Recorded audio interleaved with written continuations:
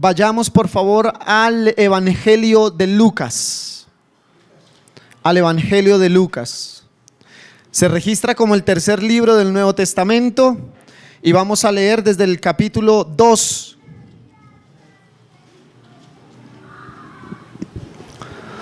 Para que todos tengamos allí la Biblia en mano. Voy a utilizar la Reina Valera, sin embargo, no hay problema con la traducción que puedas tener en tus manos. Yo espero a que todos tengan su Biblia.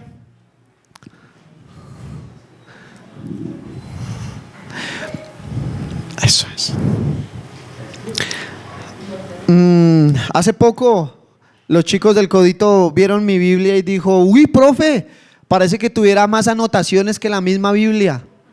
Y yo les explicaba el por qué.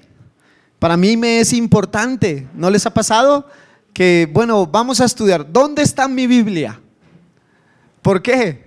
Porque allí en su Biblia tienes las anotaciones de las cuales el Señor en tu estudio personal te ha permitido hallar esos tesoros del Señor. Entonces dice Lucas capítulo 2, tiene como un subtítulo, el cual nos da una dirección de qué vamos a estudiar y dice: nacimiento de Jesús. Versículo 1, vamos a leer de corrido hasta el versículo 20 como una primera lectura. Dice: aconteció en aquellos días que se promulgó un edicto de parte de Augusto César, que todo el mundo fuese empadronado. Este primer censo se hizo siendo Cirenio gobernador de Siria. E iban todos para ser empadronados, cada uno a su ciudad. Y José subió de Galilea, de la ciudad de Nazaret, a Judea, a la ciudad de David, que se llama Belén, por cuanto era de la casa y familia de David, para ser empadronado con María, su mujer, desposada con él, la cual estaba encinta. Y aconteció que estando ellos allí se cumplieron los días de su alumbramiento. Y dio a luz a su hijo primogénito y lo envolvió en pañales y lo acostó en un pesebre, porque no había lugar para ellos en el mesón. Versículo 8. Los ángeles y los pastores. Había pastores en la misma región que velaban y guardaban las vigilias de la noche sobre su rebaño. Y he aquí, se les presentó un ángel del Señor y la gloria del Señor los rodeó de resplandor. Y tuvieron gran temor. Pero el ángel les dijo: no temáis, porque he aquí os doy nuevas de gran gozo, que será para todo el pueblo, que os ha nacido hoy en la ciudad de David un Salvador, que es Cristo el Señor. Esto os servirá de señal: hallaréis al niño envuelto en pañales, acostado en un pesebre. Y repentinamente apareció con el ángel una multitud de las huestes celestiales que alababan a Dios y decían: gloria a Dios en las alturas, y en la tierra paz, buena voluntad para con los hombres. Versículo 15. Sucedió que cuando los ángeles se fueron de ellos al cielo, los pastores se dijeron unos a otros: pasemos pues hasta Belén y veamos esto que ha sucedido y el Señor nos ha manifestado. Vinieron pues apresuradamente y hallaron a María y a José y al niño acostado en el pesebre. Y al verlo, dieron a conocer lo que se les había dicho acerca del niño. Y todos los que oyeron se maravillaron de lo que los pastores les decían. Pero María guardaba todas estas cosas, meditándolas en su corazón. Y volvieron los pastores glorificando y alabando a Dios por todas las cosas que habían oído y visto, como se les había dicho. Padre, por favor, Señor, permite que nuestros corazones sean iluminados, quebrantados, aplastados, llenos de un deseo genuino por saber el mensaje fiel de tu palabra en esta mañana. Permite que todos los jóvenes que están acá, Señor, puedan deleitarse y asombrarse como estos pastores, y que todos nosotros como adultos podamos ser obedientes a esa gran fiesta, a esa gran noche, a esa gran esperanza, a ese Cristo que se nos ha sido dado. En el nombre de Jesús, amén. El texto empieza muy hermoso, pero asimismo empieza con una gran pregunta en nuestros corazones. ¿Cuáles son las primeras palabras del capítulo 2, versículo 1? En aquellos días. Bueno, y la pregunta más normal es, bueno, ¿y cuáles días? ¿Qué estaba pasando en esos días? Para poder tener un contexto de qué pasó, cuándo pasó, con quién pasó lo que está narrando el texto. Entonces dice que Lucas, que fue el escritor de este evangelio, un evangelio sinóptico, significa que los 4 evangelios pueden tener una mirada desde un ángulo diferente. A mí me gusta, por ejemplo, hacerme en las primeras filas siempre. Y cuando se trata de la iglesia, mucho mejor. ¿Saben por qué? Porque me distraigo. Y cuando estoy aquí adelante, solo tengo mi mirada puesta en quién. Pero si me hago allá en esa esquina donde está Andrea, va a ser para observar todo lo que está pasando en la congregación. Eso mismo pasó. Lucas no estuvo en el ministerio de nuestro Señor Jesús siendo testigo ocular de los milagros de Cristo. Así que cuando Lucas escribe un milagro de Jesús, lo escribe ¿por qué? Porque hizo una investigación y fue testigo de los que sí fueron testigos oculares. Entonces estaba Mauricio y me dice: no, Lucas, vea, el Señor Jesús, yo estaba ahí a la derecha, yo estaba ahí. Y pasó lo siguiente. Y Lucas, caramba, cuente más. ¿Y qué pasó? En cambio, Mateo, por ejemplo, Mateo lo narra porque estuvo ahí. Estuvo ahí. Entonces Mateo no habla como si le hubieran contado, sino el Señor miró con amor a esta persona. ¿Por qué? Porque Mateo conoció a Jesús y sabía cuándo lo miraba con amor y cuándo no. Aunque será posible que Jesús mire sin amor, aun cuando dice hipócritas, su inmutabilidad no permite que deje de sentir y de tener amor y que sea amor. Entonces aquí está el escritor Lucas, un historiador e investigador que da a entender y coloca en contexto a la audiencia. Los evangelios me parecen increíbles debido a que, por ejemplo, el escritor de Mateo escribe el capítulo 1 teniendo en mente que su audiencia ya debe conocer todo el Antiguo Testamento. Por lo tanto, Lucas escribe la genealogía teniendo presente también que su audiencia también sabe acerca del Antiguo Testamento y todo lo que está sucediendo. Así que cuando le preguntan a uno, ¿y por dónde empiezo a estudiar la Biblia? Algunos dicen, pues por Mateo. Yo digo, no, por el principio. Porque si te metes a Mateo 1, va a decir, y empezamos con Abraham, el padre de Jacob, el padre de David. ¿Y quién era Abraham? ¿Y quién era Jacob? ¿Y quién era David? Y va a volverse un 8, o sea, va a terminar de leer el capítulo 1 y no va a querer seguir, porque no entendió nada. Allí está Lucas escribiéndole a su audiencia, pero la audiencia del escritor Lucas es Teófilo.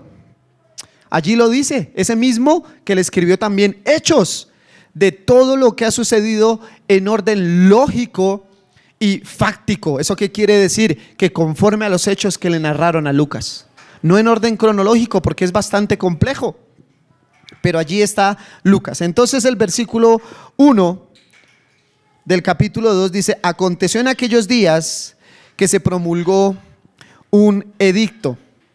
Pero quisiera hacer un recorderis muy rápido y acompáñenme a Lucas 1, versículo 1. Lucas 1, 1. Y del versículo 1 al 4 dice lo siguiente: puesto que ya muchos han tratado de poner en orden la historia de las cosas que entre nosotros han sido ciertísimas, tal como nos los enseñaron los que desde el principio lo vieron con sus ojos y fueron ministros de la palabra, me ha aparecido también a mí, después de haber investigado con diligencia todas las cosas desde su origen, escribírtelas por orden, oh excelentísimo Teófilo, para que conozcas bien la verdad de las cosas en las cuales has sido instruido. O sea que lo que vamos a leer es un mito, es una leyenda o es una investigación exhaustiva y diligente de quién es Cristo. Y por lo tanto, Si para Teófilo fue tan importante esta verdad y ha transformado la historia entera, para nosotros, ¿cómo debe ser recibida este texto? Con la misma veracidad e importancia. Ahora, cuando dice puesto que ya muchos, parece ser que ya habían registros escritos de la vida y el ministerio de nuestro Señor Jesús. Y cuando habla de que poner en orden la historia de estas cosas entre nosotros, no dice que Lucas haya estado en el ministerio de Jesús, sino habla de esa generación el cual le está acompañando. Asimismo dice que han sido ciertísimas esas cosas. ¿Cuáles cosas? Pues todas las profecías y las promesas del Antiguo Testamento acerca del Mesías. Eso estaba hablando. Versículo 2, tal como nos las enseñaron los que desde el principio lo vieron con sus ojos y fueron ministros de la palabra. Eso quiere decir que Lucas está escribiendo conforme a lo que dijeron los apóstoles. Los apóstoles le están narrando a Lucas qué está pasando. Y me ha parecido a mí también, pero cuando dice a mí también me ha parecido escribirlo, no podemos pensar que Lucas lo escribió en sus fuerzas. Recordemos que todos los escritores de la palabra de Dios escriben bajo la revelación divina directa, inspirada por el Espíritu Santo. Ahí está Lucas. Y dice que después de haber investigado con diligencia, o sea, después de haber seguido las pistas con mucho cuidado. El autor, en verdad, da por entendido que el lector conoce lo que van a estar a punto de leer. ¿Y qué cosas registra Lucas para llegar a decir en aquellos días? Pues imagínense que registró el anuncio del nacimiento de Juan el Bautista a Zacarías por medio de un ángel mientras servía ofreciendo incienso como honor increíble allí en el templo. Y ese incienso se servía allí en el velo que divide el lugar santo del Santísimo. Asimismo, narró Lucas allí que Elisabet, la esposa de Zacarías, queda embarazada, conforme a las palabras del ángel a Zacarías. Asimismo anuncia el ángel Gabriel la visita a María y le dice: el Espíritu Santo vendrá sobre ti y el poder del Altísimo te cubrirá con su sombra, por lo cual también el santo ser que nacerá será llamado Hijo de Dios. Tengamos presente todas esas cosas en aquellos días. Asimismo narra que María visita a Elisabet. Esto es hermoso. Esto es un texto que no habla acerca del aborto ni nada de ese tipo de cosas, pero dice que cuando María llegó a visitar a Elisabet, el bebé que había en el vientre de Elisabet saltó de la alegría. Y algunos dicen que el aborto es válido porque el feto que está allí no tiene vida. ¿Cómo hace un feto para saltar si no tiene vida? Siendo una pequeña, a lo mejor, escritura alegórica de la emoción que sintió Elisabet al ver a María. Asimismo, María alaba al Señor por todo lo que está aconteciendo. De igual forma, narra el nacimiento de Juan y el acompañamiento de María para con Elisabet. Cuánto gozo hay en estos tiempos cuando se tiene una compañía de este talento. Les comparto que mi esposa, nuestro tercer bebé, lo tuvimos en casa. Hicimos un proceso para que una partera nos acompañara. Y en verdad esto es increíble, porque vamos ahorita a ver algunas cosas que es inconcebible para nuestra mente, pero por lo mismo María estaba con Elisabet allí acompañándola en el parto de Juan el Bautista. En aquellos días, mira todo lo hermoso que está sucediendo en la vida de estas mujeres y de este hombre Zacarías. Asimismo sucede que Zacarías le es devuelto el habla, porque había quedado mudo por su incredulidad. Y por último, está allí Zacarías profetizando y exalta el ministerio de su hija, diciéndole: tú serás un profeta del Altísimo, el cual preparará el camino para. Ahora sí, capítulo 2. Y dice el texto: aconteció en aquellos días que solo habían ¿qué? Solo habían buenas noticias. Una Elisabet anciana que queda embarazada. Un sacerdote Zacarías que por sorteo le es permitido entrar al tabernáculo y presentar el incienso. Eso es un honor. Él sabía que nunca más iba a volver a entrar allí. y después el embarazo de María, y después el nacimiento de Juan, y después Zacarías recobra el habla. Estos son tiempos de felicidad. Y ahora sí, en aquellos días, dice el texto, en aquellos días que se promulgó un edicto de parte de Augusto César. Augusto César fue un heredero principal de Julio César, un emperador anterior a él. Y en ese momento se estaba batallando por una supremacía de territorios. Así que allí Augusto César gana varias batallas. Lo increíble de este Augusto César es que imagínate que la palabra Augusto lo colocaron porque su nombre real es Cayo Octavio, y le ponen Augusto, que significa el exaltado.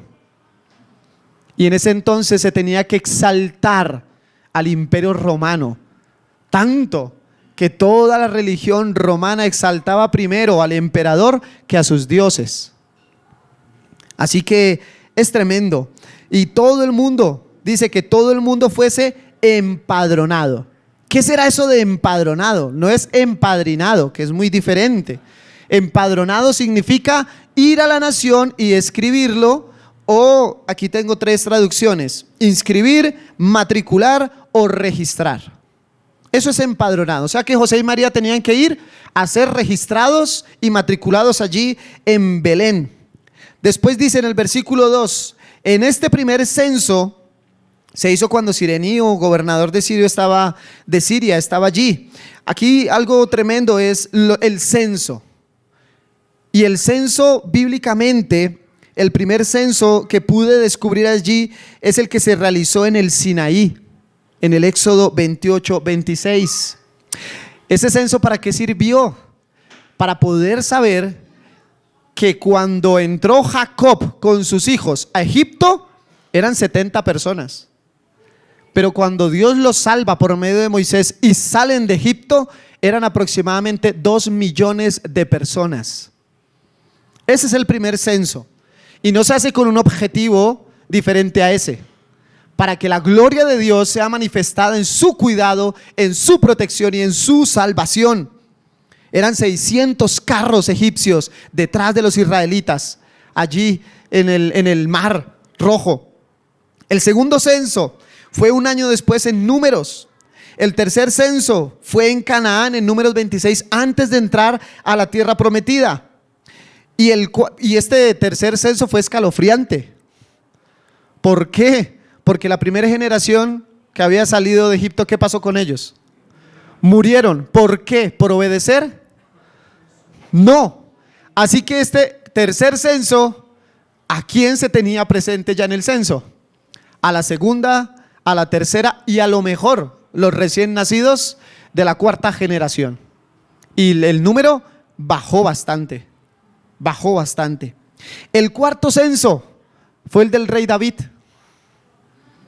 que fue un pecado delante del Señor. Y es aquí donde el censo empieza a tomar un propósito completamente militar.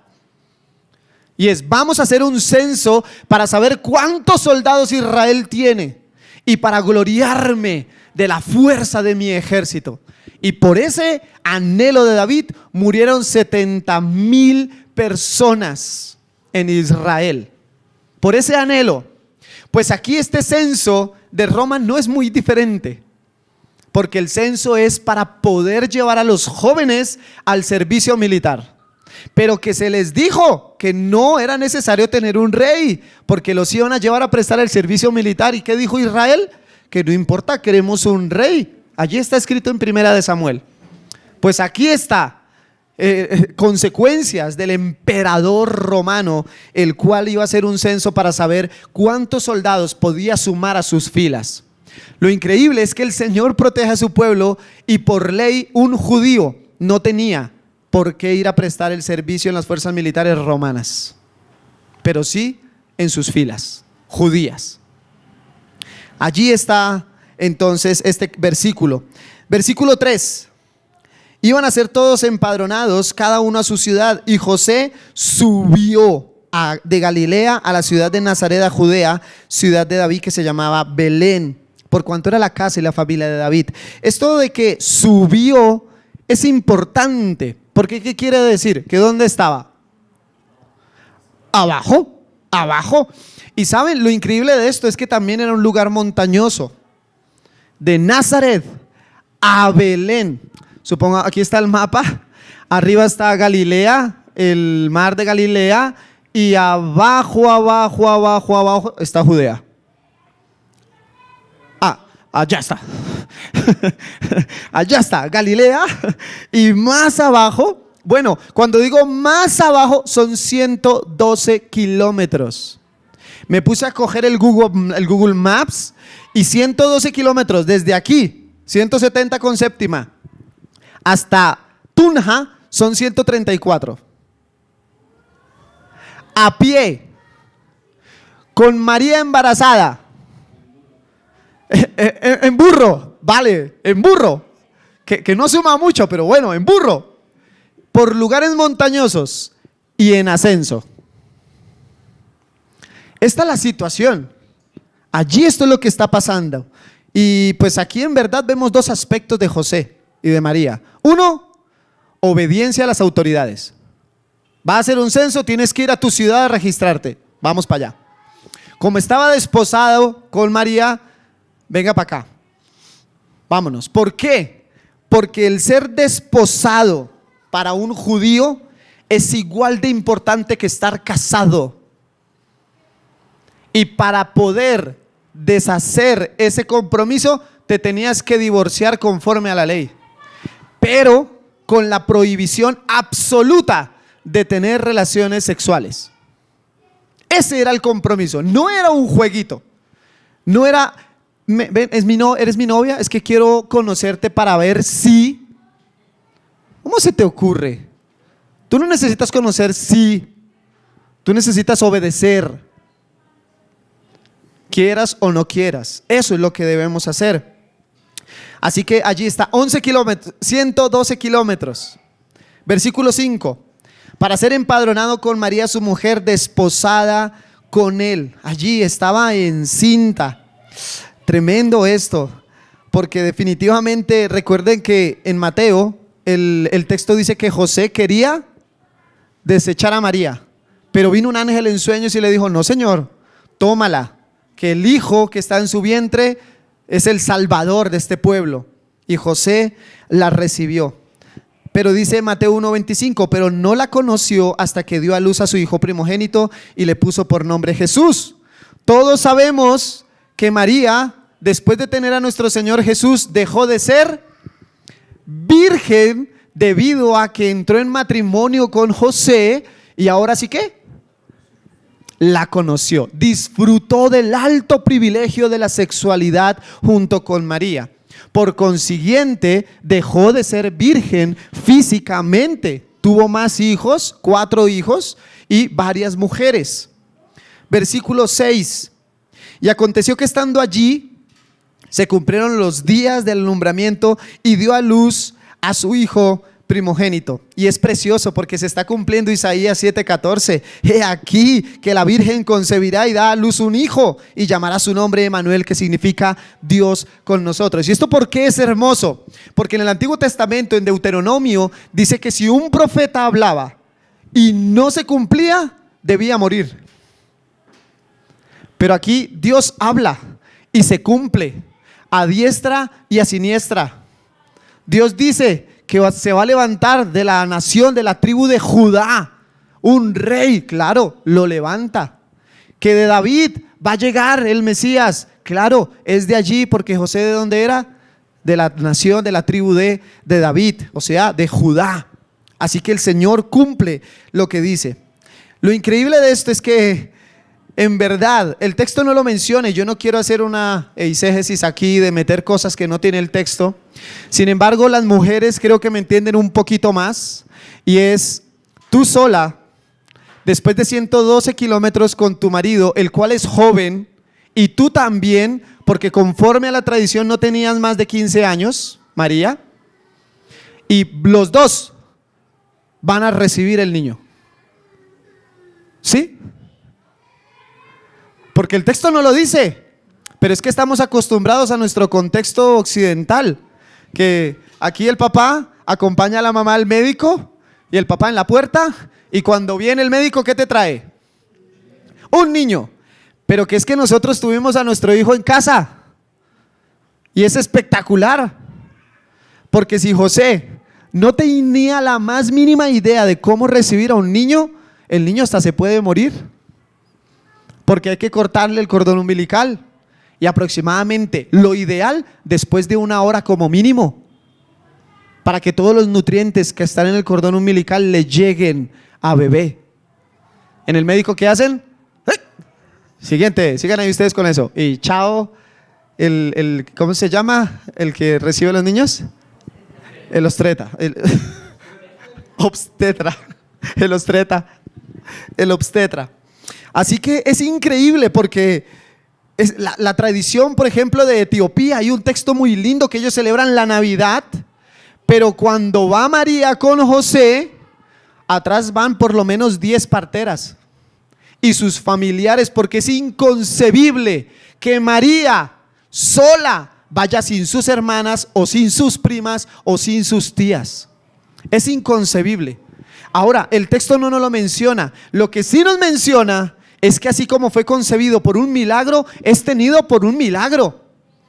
Y yo lo creo y me gozo de las dos formas. Si había una partera recibiendo a Jesús o si María y José lo recibieron, pues gloria a Dios, porque nació el Mesías, nació la luz admirable. Esto es lo que está pasando allí. Y lo envolvieron en pañales. Eso es una tela larga y lo envolvieron allí. Dice que lo acostaron en un pesebre. ¿Y qué es un pesebre? El pesebre no es un lugar lleno de paja. El pesebre en el contexto cultural era un cajón. Y allí en el cajón se echaba la comida de los animales.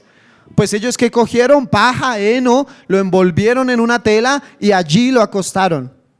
Esa es la manera en que nace nuestro Señor Jesús, porque no había lugar para ellos en el mesón. Y aquí esto es una interpretación que se puede tomar de varias formas, porque en las películas nos hacen ver que llega José y María y buenas, ¿hay hospedaje? No, no señor. Ay, bueno, buenas, ¿hay hospedaje? No, no señor. Pero es que en esta época los hostales, los hoteles no existían. ¿Por qué? Porque la hospitalidad era algo trascendental e importante para un judío. Y por lo tanto, esa era una de las cosas más increíbles. Hospeda al extraño, al extranjero. Y por lo tanto, se parece ser que José tenía propiedades en Belén. Pero cuando llega, no solamente está José, sino que más familiares de él, y ya no hay donde hospedarse. Solo queda un lugar en donde están los animales. Si un extranjero venía con animales, ¿dónde dejaban los animales? Ahí en ese lugar, donde tuvieron a nuestro Señor Jesús. Versículo 8. Había pastores en la misma región que velaban y guardaban las vigilias de la noche. Y bueno, empecemos por los pastores. Estuve investigando por qué, según la tradición, un pastor no era muy apetecido. O sea, no es que aquí nuestro caballero a su corta edad esté pensando, Señor, yo quiero ser un pastor de ovejas. ¿Por qué? Porque primero era un oficio denigrante. No era muy agradable estar oliendo a chivo, o a carnero, o a oveja, o a andar dentro de las heces de los animales. No era muy apetecido. Pues si el ser pescador no lo era, que no tenía nada que ver con el pasto y las heces de los animales, pues cuánto más el ser un pastor. Pero sabes, había algo más trascendental del por qué no era tan admirable su labor como pastor, y es lo siguiente: el trabajo pastoral impedía participar de las actividades religiosas de sus comunidades. Y esto para un judío era imperdonable. Que vamos, que hay que hacer la fiesta de los tabernáculos, es que tengo un rebaño que tengo que cuidar. Que vamos, que hay culto, es que tengo que trabajar. Este era el pastor. ¿Y por qué hacía todo eso? Pues obviamente tenían la responsabilidad de conducir el rebaño a delicados pastos, a pastos que le pudieran proveer alimento a los animales, y muchas veces quedándose allí todo el día, o como nos dice el texto, toda la noche. Así que alguien, en verdad, O a lo mejor que quisiera tener una economía, le gustaría ser pastor. Alguien que le gustaría ser alguien dentro de este mundo, le gustaría ser pastor. ¿Recuerdan a David? Eliad, que se burla, y un soldado, mira, aquí en Superlibro, en YouTube, mira, te traemos a uno de los más gigantes entre las ovejas. Ja, ja, ja. Claro, porque David, ¿qué está haciendo?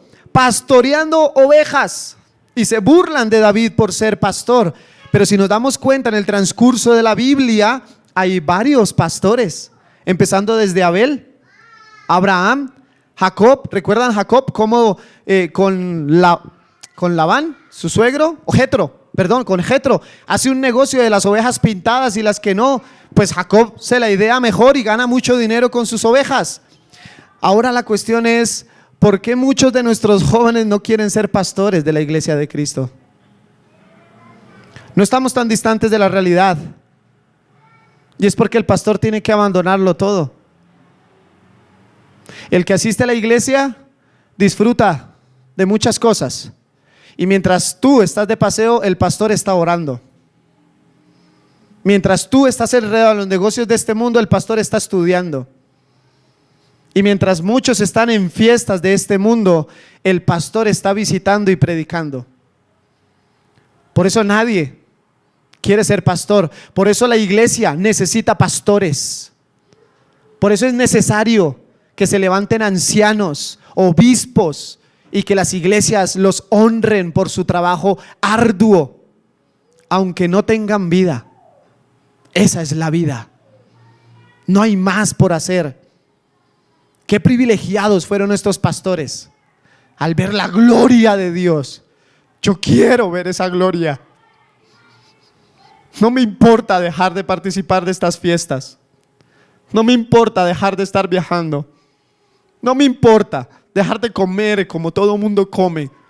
Yo quiero el único alimento que saciará mi hambre, y la única persona que saciará mi sed, y el único ser que dará dirección a mi vida, y ese es Cristo.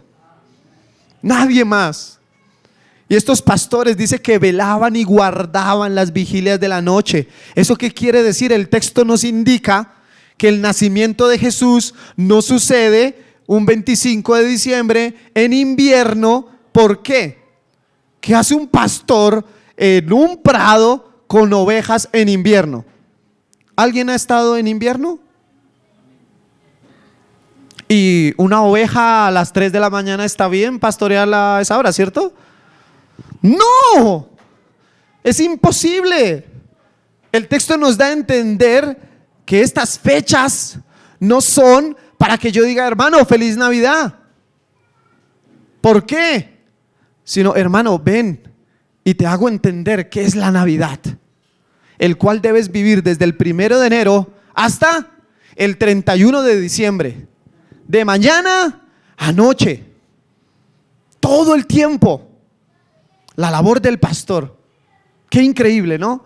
Gloria a Dios por los pastores de las iglesias locales que cumplen con el llamamiento y la vocación con que han sido llamados. Pero asimismo, terrible es el juicio que vendrá sobre aquellos que han sido llamados y no cumplen con su labor. Es mejor que delante del Señor puedan quebrantar su alma y pedirle perdón. Allí están los pastores guardando las vigilias. Esto es increíble. El pastoreo nocturno indica que no era una estación cálida.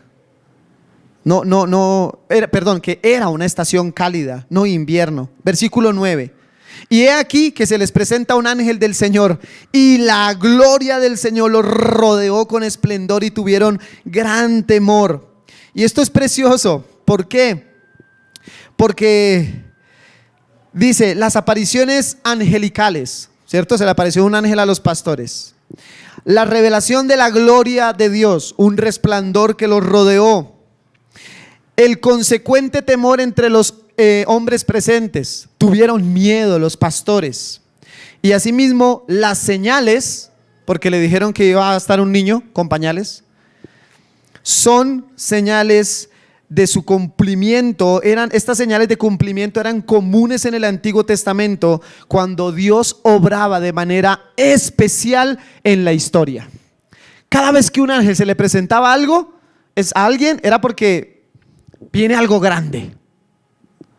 Cuando la gloria de Dios hacía presencia, y quietos, porque esto va a ser grande. ¿Recuerdan cuando salen de Egipto y la nube del Señor va adelante? Y de noche una columna como de fuego los guiaba. La gloria de Dios se manifiesta. Por ejemplo, el ángel y Zacarías. Se presenta el ángel a Zacarías. Zacarías tiene temor y le dice: te daré una señal por no haberme obedecido, y es que quedarás mudo, y cuando el niño nazca recobrarás la voz. ¿Y qué pasó? Sucedió. Otra, el ángel de Jehová llama a Moisés para liberar a su pueblo y le dice: te voy a dar una señal, tira tu vara al suelo. ¿Y qué pasó? Mete tu mano a tu pecho. ¿Y qué pasó? Sácala y vuélvela a meter. Ahora ve, porque yo soy, te manda. Una cosa grandísima, ¿no? Otra más, el príncipe del ejército de Jehová se le presenta a Josué, y Josué tiene miedo porque le pregunta: ¿tú quién eres, de los buenos o de los malos? Yo. ¿Cómo se te ocurre? Que es que yo soy el príncipe de los ejércitos del Señor, del Dios viviente. ¡Ay! Y tuvo temor y allí conquistó la tierra. Otra más, el ángel de Jehová se le presenta a Gedeón, al juez de Israel, en el capítulo 6. ¿Y qué pasa con Gedeón? Le pide una señal. Eso es tener mucho valor, ¿no? Señor, hay una lana. Si mañana amanece mojada y el piso seco, sé que eres tú. Está bien. ¿Y qué pasó? Fue y derrotó a un ejército madianita, incontable como la arena del mar, con 300 hombres. Ahora, ¿qué más señales necesitas tú para ir y hacer la voluntad de tu Padre que está en los cielos? Cuando nuestro Señor Jesús cuenta la parábola de Lázaro y el hombre rico, deja esto muy claro. Aunque se levanten de los muertos para testificar acerca de Cristo, no van a escuchar. Oigan a los profetas y háganle caso a ellos. ¿Qué más necesitamos nosotros? Ya, si el Espíritu Santo habita en ti, la gloria de Dios es manifiesta en tu vida. Tú eres el portador de la gloria de Dios todos los días.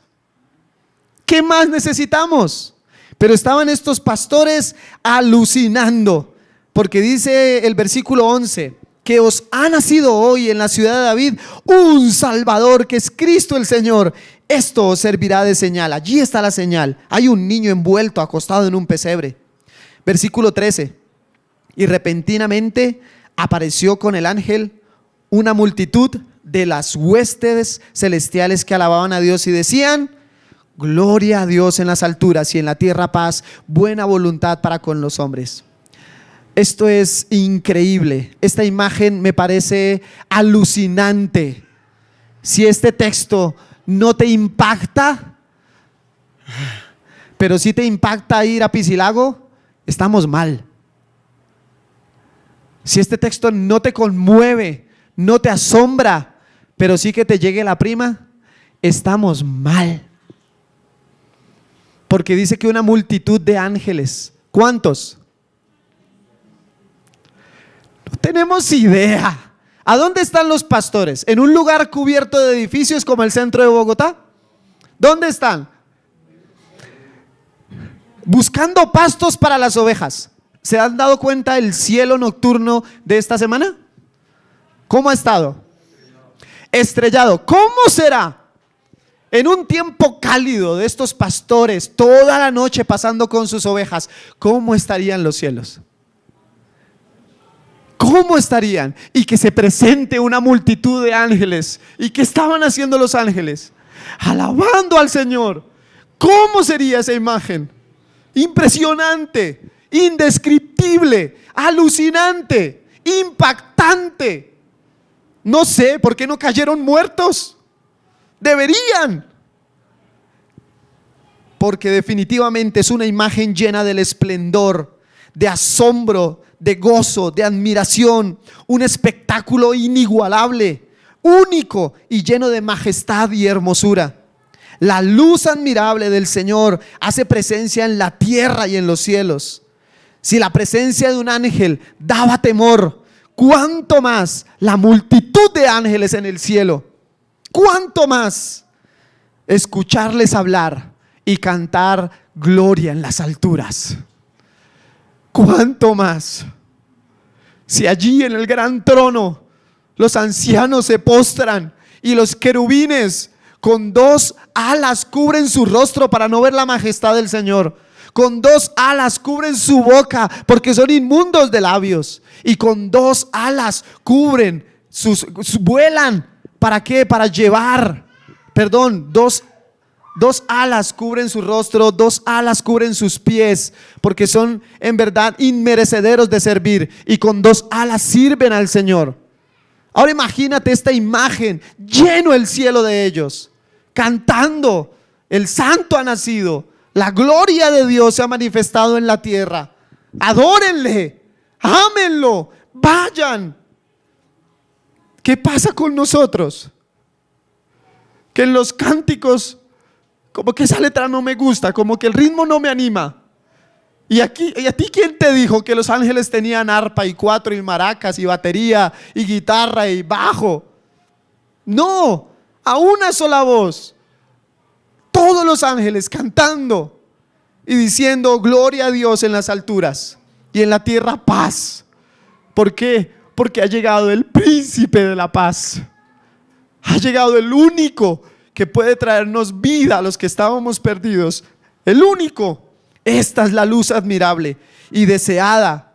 Traería vista a los ciegos, mostraría la eternidad de los cielos, alumbraría nuestros corazones entenebrecidos, mostraría la deidad del Dios del universo, traería salvación a los perdidos. Al pueblo que estaba en sombra de muerte y en tinieblas ha brillado su luz. Y anhelo en verdad que esta verdad bíblica admirable nos conmueva. Si escuchando estas cosas en tu corazón no pasa nada, te puedo decir con amor que estás en peligro, que estás seco de huesos, estás seco de espíritu.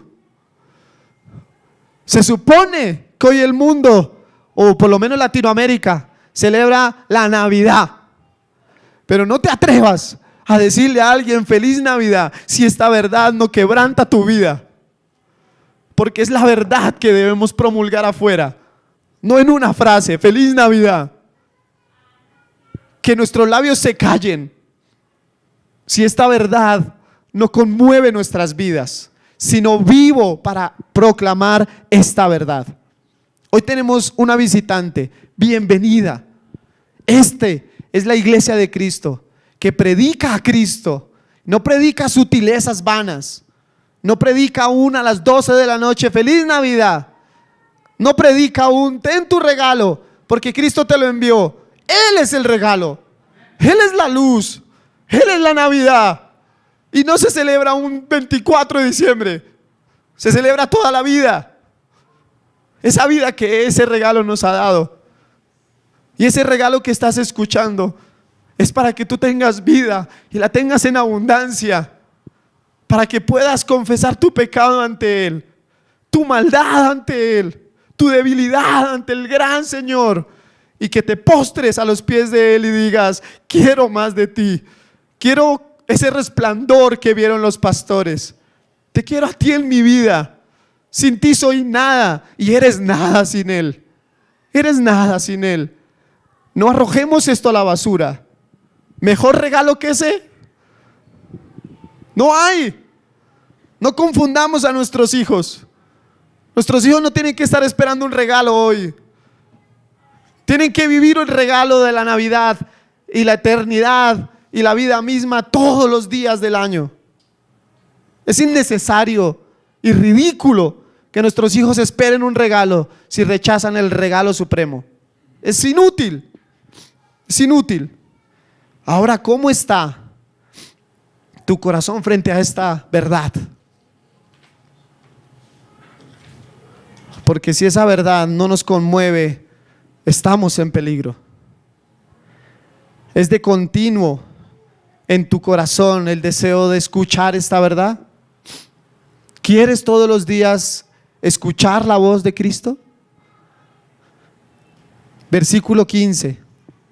Sucedió que cuando los ángeles se fueron de ellos al cielo, los pastores se dijeron unos a otros: pasemos pues hasta Belén. O sea, corroboremos, veamos si esto es verdad, comprobemos con nuestros ojos, veamos esto que ha sucedido y que el Señor nos ha manifestado. Versículo 16. Vinieron pues, ¿cómo? A paso de tortuga, llegando tarde a todo lado. Eso, ¿para qué llegar temprano al culto si allá empiezan tarde? Y además eso se demora mucho, vea, a las 12:30 y no han acabado. Pero ¿cómo iban los pastores? Apresuradamente, dice, apresuradamente. ¿Y a quién hallaron? Lo que el ángel les había dicho, la señal.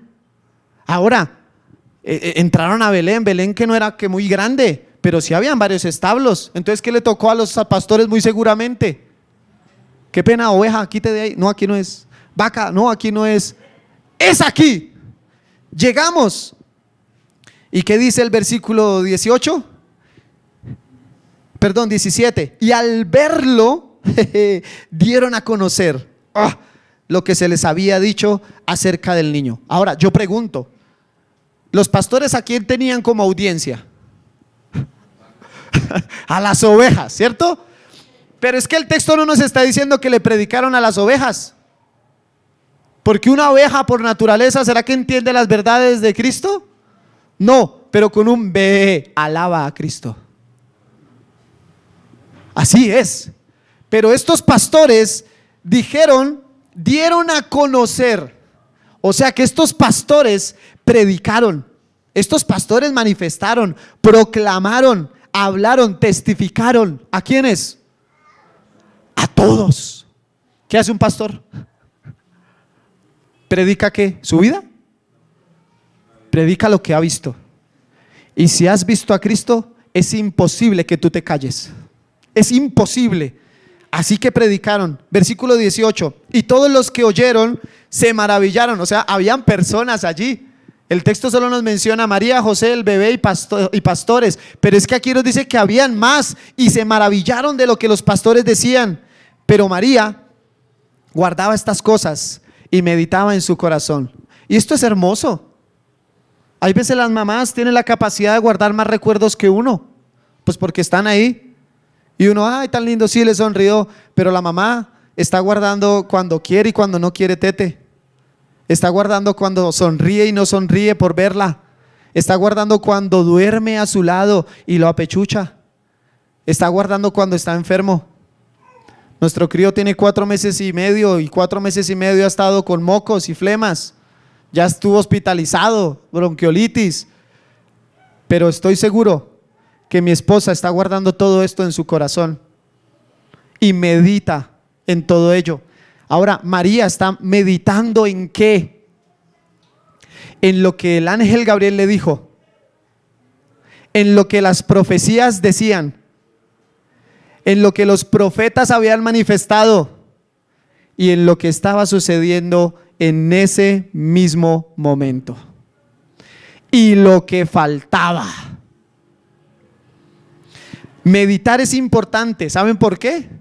Jacob, el padre de las 12 tribus, cuando José, el menor, llegó allá, yo me soñé que 11 manojos se me postraban. ¿Qué dijeron los hermanos? Enojados. Y aparte me soñé que el sol y la luna y las estrellas también se me postraban. ¿Y qué? Pues el texto en Génesis dice lo siguiente: y sus hermanos le tenían envidia, mas su padre Jacob meditaba en esto. ¿Qué era lo que pasaba con mi hijo? Para después en Egipto recibir a su padre. Y lo que ustedes quisieron hacer en mal, Dios lo convierte en bien para salvar a toda una nación. Meditaba Jacob en ello. Pero asimismo, El Salmo 119 dice lo siguiente: en mi corazón he guardado tus dichos para no pecar contra ti. ¿Qué dice el salmista? Bienaventurado el hombre que no estuvo en camino de pecadores ni en silla de escarnecedores asentado, sino que en la ley de Jehová está su delicia y medita en ella de día y de noche. Será como árbol plantado junto a corrientes de agua que da fruto a su tiempo y su hoja no cae. Te imploro que medites en el Señor, pero va a ser imposible meditar en Él si tu corazón no está saturado de Él. ¿Y sabes qué es lo más delicado? Y lo más triste, que es que un predicador, cuando hace bien su tarea, mínimo de 6 horas preparando un sermón, mínimo, adecuado, 20 horas, diligente, 30 horas, para predicar un sermón. ¿Y sabes para qué? Para que tú te encuentres a un miembro de la iglesia el martes y le preguntes: oye, ¿qué te pareció la prédica? Uy, hermano, ¿y quién predicó? ¿Sabes por qué pasa? Genera risa, pero esto es un peligro. Y es porque tú sales de esta puerta y desechas prontamente la verdad bíblica. Y por lo tanto no meditas en ella, porque hay trabajo, porque hay deudas, porque hay afanes, porque hay hijos, porque hay tareas, porque hay paseos, porque hay preocupaciones. Y por lo tanto no hay espacio en esta mente pecaminosa y débil para meditar en la palabra del Señor. Pero María, ¿qué hacía? Meditaba en estas cosas. Y para finalizar, versículo 20. Y volvieron los pastores glorificando y alabando a Dios. ¿Y a dónde está el que tenía guitarra? Ropa, dice Jairo. Por todas las cosas que, ¿por qué glorificaban y alababan al Señor? Por todas las cosas que habían oído y visto. Yo hago 2 preguntas. ¿Ustedes han oído acerca del Mesías? ¿Han visto la obra majestuosa en sus vidas del Mesías? ¿Qué deben hacer entonces ustedes de día y de noche?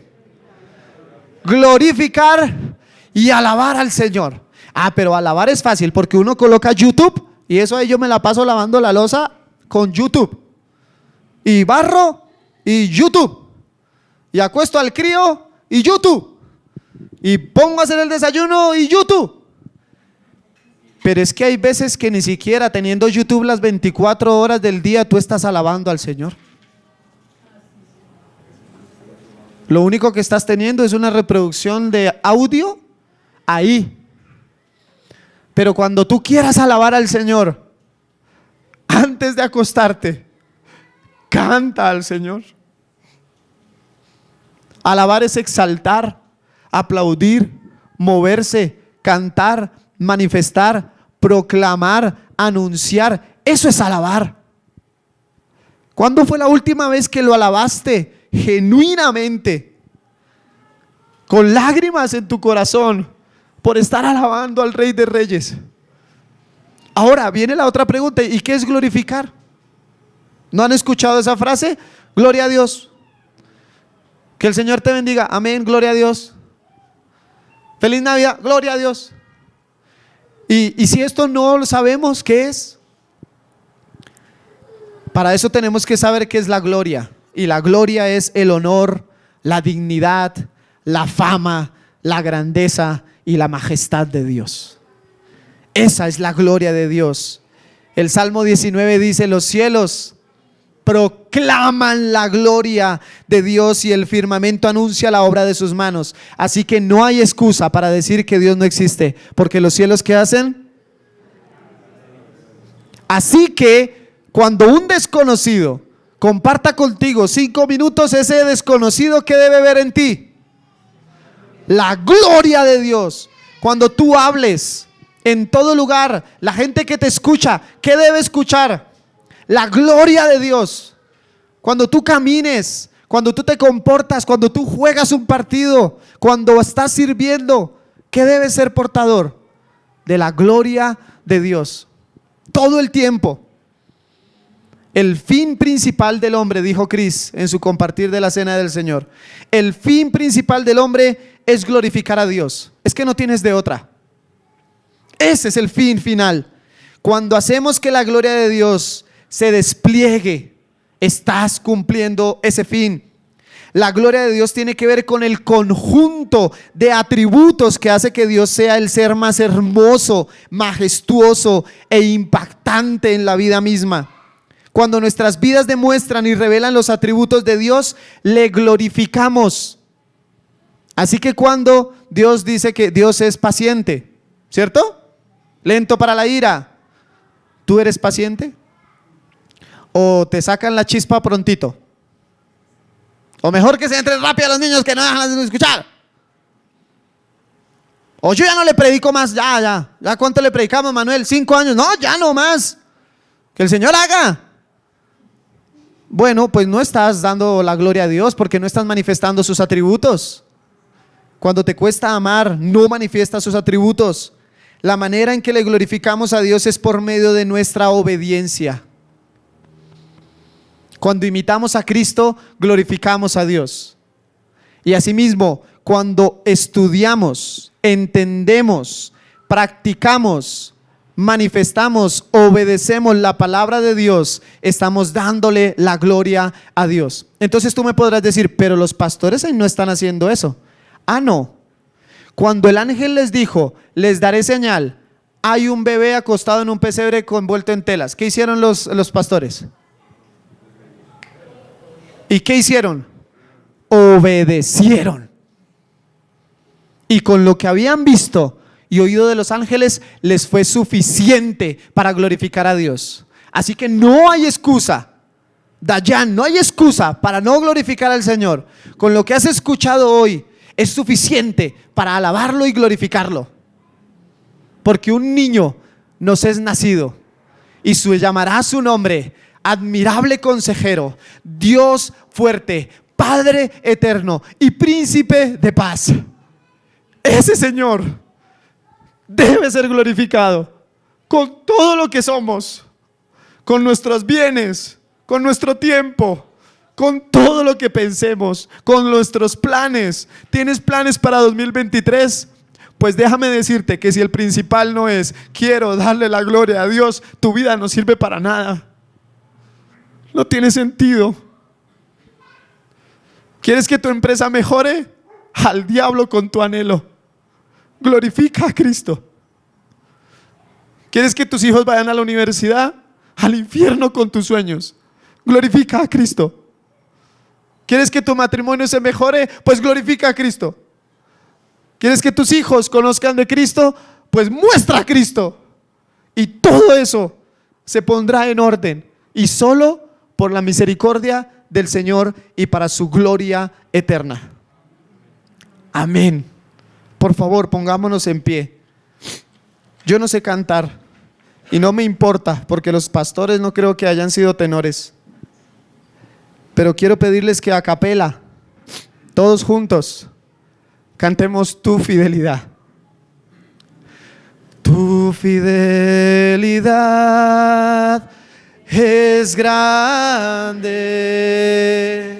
tu fidelidad incomparable es, nadie como tú, bendito Dios, grande es tu fidelidad. Una vez más. Tu fidelidad es grande, tu fidelidad incomparable es, nadie como tú, bendito Dios, grande es tu fidelidad. Anhelo que esta noche el principal deseo sea glorificar a Dios y el resto de nuestras vidas sean herramientas para eso. Amén.